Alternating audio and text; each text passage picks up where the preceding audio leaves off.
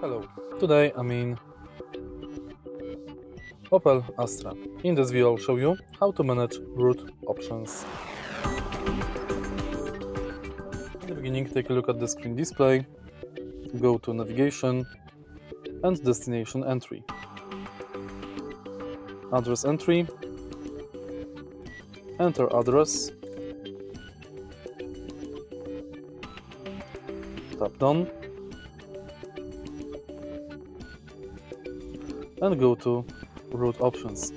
Here you can enable alternative routes, change between fastest, shortest echo,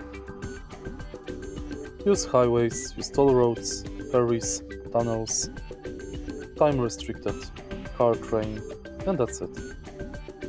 If you find this video helpful, please leave like, comment and subscribe.